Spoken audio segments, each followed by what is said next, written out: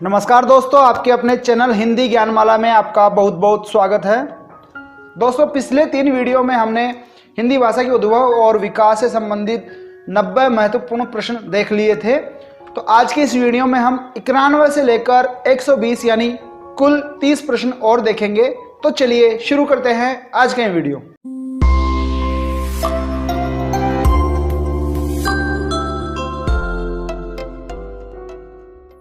दोस्तों, वीडियो शुरू करने से पहले मेरी आपसे रिक्वेस्ट है कि अगर अभी तक आपने हमारे चैनल को सब्सक्राइब नहीं किया है तो चैनल को सब्सक्राइब जरूर कर ले और बेल आइकन को दबाकर नोटिफिकेशन ऑन कर ले, ताकि हमारे आगे आने वाली वीडियो की जानकारी सबसे पहले आपको मिल सके। तो चलिए वीडियो में आगे बढ़ते हैं। दोस्तों, आज का पहला प्रश्न है, भाषा के अर्थ में हिंदुस्तानी शब्द का प्रयोग कब से मिलता है? विकल्प है ए 13वीं शती में, बी 15वीं शती में, सी 17वीं शती में या फिर डी 19वीं शती में। तो यहाँ सही जवाब हो जाएगा बी 15वीं शती में। प्रश्न नंबर 92, निम्न में से कौन सी भाषा भारोपीय परिवार की भाषा नहीं है? विकल्प देखिए, ए मराठी, बी हिंदी, सी मलयालम और डी गुजराती। तो यहाँ सही जवाब हो जाएगा सी मलयालम।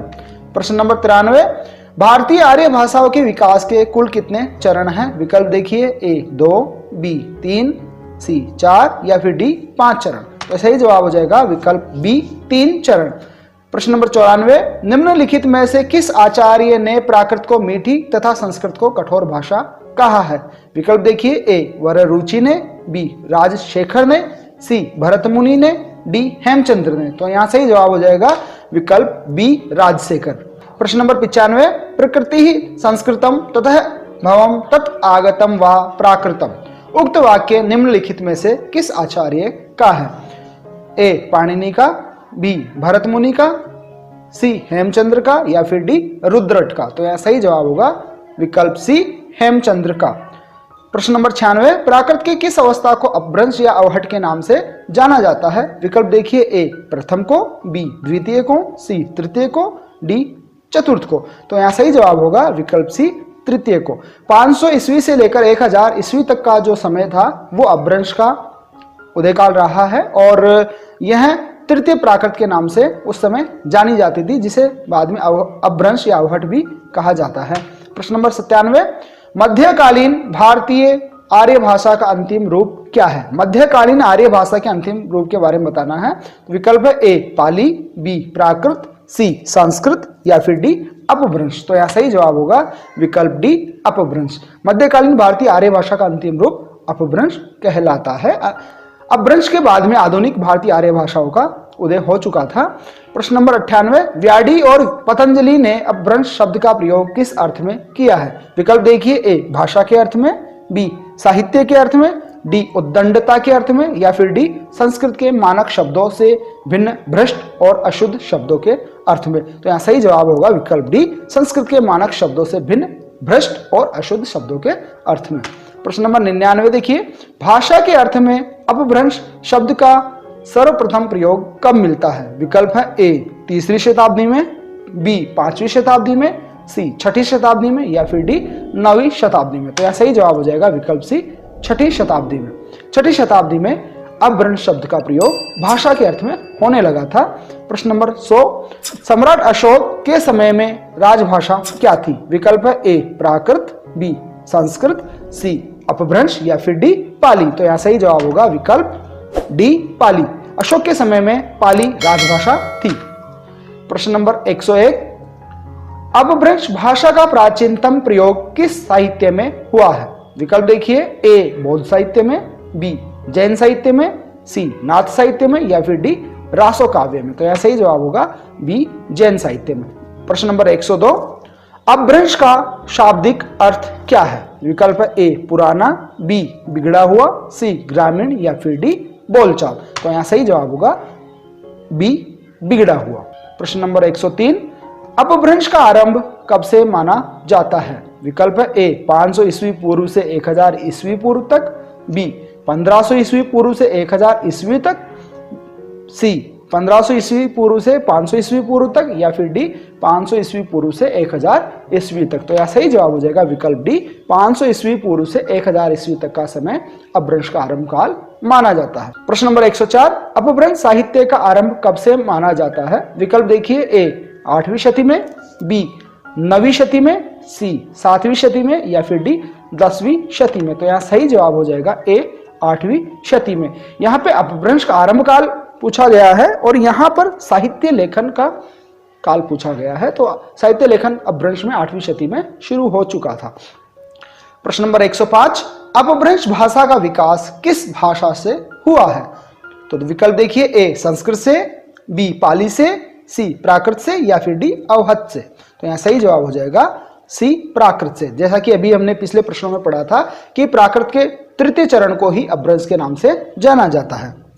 प्रश्न नंबर 106, अपभ्रंश का वाल्मीकि किसे कहा जाता है? विकल्प देखिए, ए पुष्पदंत को, बी स्वयंभू को, सी धनपाल को या फिर डी शालिभद्र सूरी को। तो दोस्तों इसका जवाब कमेंट करके आपको बताना है। प्रश्न नंबर 106 का जवाब आपको कमेंट करके हमें बताना है, इसका सही जवाब क्या होगा। प्रश्न नंबर 107, साहित्यिक अपभ्रंश को पुरानी हिंदी किसने कहा है? विकल्प देखिए, ए रामचंद्र शुक्ल ने, बी हजारी प्रसाद द्विवेदी ने, सी शिव सिंह सेंगर ने या फिर डी चंद्रधर शर्मा गुलेरी ने। तो यहाँ सही जवाब होगा ए रामचंद्र शुक्ल ने। रामचंद्र शुक्ल ने साहित्यिक अपभ्रंश को पुरानी हिंदी के नाम से कहा है। अब प्रश्न नंबर 108, अपभ्रंश को पुरानी हिंदी किसने कहा? यहाँ दोनों प्रश्नों में अंतर देखिए, यहाँ साहित्यिक अपभ्रंश की बात की है और यहाँ केवल अपभ्रंश की बात की है। तो प्रश्न नंबर 108 में विकल्प देखिए, ए आचार्य रामचंद्र शुक्ल ने, बी चंद्रधर शर्मा गुलेरी ने, सी हजारी प्रसाद द्विवेदी ने और डी राहुल सांकृत्यायन ने। तो यहाँ सही जवाब हो जाएगा विकल्प बी चंद्रधर शर्मा गुलेरी। दोस्तों दोनों ही प्रकार के प्रश्न पूछे जाते हैं लेकिन उत्तर को लेकर कंफ्यूजन हो जाता है। यहाँ पर साहित्यिक अपभ्रंश की बात की गई है जबकि यहाँ पर केवल अपभ्रंश की बात की गई है। प्रश्न नंबर 109 देखिए, उत्तर अपभ्रंश को पुरानी हिंदी कहने वाले प्रथम विद्वान कौन है? तो यहाँ विकल्प है, ए आचार्य रामचंद्र शुक्ल, बी डॉक्टर रामकुमार वर्मा, सी हजारी प्रसाद द्विवेदी या फिर डी चंद्रधर शर्मा गुलेरी। तो यहाँ सही जवाब हो जाएगा विकल्प ए आचार्य रामचंद्र शुक्ल। उत्तर अपभ्रंश को पुरानी हिंदी आचार्य रामचंद्र शुक्ल ने कहा था। तो प्रश्न नंबर 107 और प्रश्न नंबर 109 का उत्तर एक है और प्रश्न का जो तरीका है उस पर आप गौर जरूर करें। प्रश्न नंबर 110 देखिए, अपभ्रंश शब्द का प्रयोग सर्वप्रथम किसने किया था? विकल्प देखिए, ए पतंजलि ने, बी भरत मुनि ने, सी राजशेखर ने या फिर डी भामाशाह ने। तो यहाँ सही जवाब हो जाएगा ए पतंजलि ने। पतंजलि ने सबसे पहले अपभ्रंश शब्द का प्रयोग किया था। प्रश्न नंबर 111, अपभ्रंश में कुल कितनी व्यंजन ध्वनियां थी? विकल्प है, ए 20, बी 30, सी 33 या फिर डी 36। तो यहाँ सही जवाब हो जाएगा विकल्प बी 30। तो यहाँ सही जवाब हो जाएगा विकल्प बी 30। अपभ्रंश में कुल 30 व्यंजन ध्वनियां हुआ करती थी। प्रश्न नंबर 112, भोलानाथ तिवारी ने अपभ्रंश के कितने भेद स्वीकार किए हैं? विकल्प देखिए, ए 3, विकल्प देखिए ए 3, बी 4, सी 7 या फिर डी 8। तो यहाँ सही जवाब हो जाएगा विकल्प ए 3। प्रश्न नंबर 113, किस भाषा में ट वर्ण की प्रधानता रहती है? विकल्प है, ए अवहट में, बी पुरानी हिंदी में, सी अपभ्रंश में या फिर डी प्राकृत में। तो यहाँ सही जवाब हो जाएगा विकल्प सी अपभ्रंश में। अपभ्रंश भाषा में ट वर्ण की प्रधानता रहती है। प्रश्न नंबर 114 है, अपभ्रंश भाषा के प्राचीनतम उदाहरण निम्न में से किस ग्रंथ में मिलते हैं? विकल्प देखिए, ए राम सिंह कृत पाहुड़ दोहा में, बी भरत मुनि कृत नाट्य शास्त्र में, सी कालिदास कृत विक्रम और वशीयम में या फिर डी धर्म सूरी कृत जम्बू स्वामी रास में। तो यहाँ सही जवाब हो जाएगा विकल्प बी भरत मुनि कृत नाट्य शास्त्र में। प्रश्न नंबर 115, हिंदी के सबसे निकट कौन सी भाषा है? विकल्प है, ए पाली, बी प्राकृत, सी अपभ्रंश या फिर डी अवहट। तो यहाँ सही जवाब हो जाएगा विकल्प डी अवहट। प्रश्न नंबर 116, निम्न में से किस विद्वान ने अपभ्रंश को मध्यकालीन आर्य भाषा कहा है? विकल्प है, ए डॉक्टर नगेंद्र ने, बी सुनीति कुमार चटर्जी ने, सी रामविलास शर्मा ने या फिर डी किशोरीदास वाजपेयी ने। तो यहाँ सही जवाब हो जाएगा विकल्प बी सुनीति कुमार चटर्जी ने। प्रश्न नंबर 117 देखिए, अपभ्रंश को अभिरो की भाषा किस आचार्य ने कहा है? विकल्प देखिए, ए वररुचि ने, बी पतंजलि ने, सी दंडी ने या फिर डी कात्यायन ने। तो यहाँ सही जवाब हो जाएगा विकल्प सी दंडी ने। प्रश्न नंबर 118, अपभ्रंश जब साहित्यिक भाषा थी उस समय आम बोलचाल की भाषा कौन सी थी? विकल्प है ए अवहट, बी पाली, सी देश भाषा या फिर डी हिंदी। तो यहाँ सही जवाब हो जाएगा विकल्प सी देश भाषा। प्रश्न नंबर 119, आदिकाल की असंदिग्ध सामग्री जो कुछ प्राप्त है उसकी भाषा अपभ्रंश अर्थात प्राकृताभाष हिंदी है। यह कथन किस विद्वान का है? विकल्प देखिए ए चंद्रधर शर्मा गुलेरी का, बी डॉक्टर रामकुमार वर्मा का, सी हजारी प्रसाद द्विवेदी का या फिर डी रामचंद्र शुक्ल का। तो यह सही जवाब हो जाएगा विकल्प डी रामचंद्र शुक्ल। प्रश्न नंबर 120, अपभ्रंश के प्रथम महाकवि कौन थे? विकल्प है ए हेमचंद्र, बी स्वयंभू, सी जोइंदु या फिर डी रामचंद्र। तो यहां सही जवाब हो जाएगा विकल्प बी स्वयंभू। अपभ्रंश के प्रथम महाकवि स्वयंभू थे। तो दोस्तों आज के इस वीडियो में हम ये 30 प्रश्न ही देखेंगे।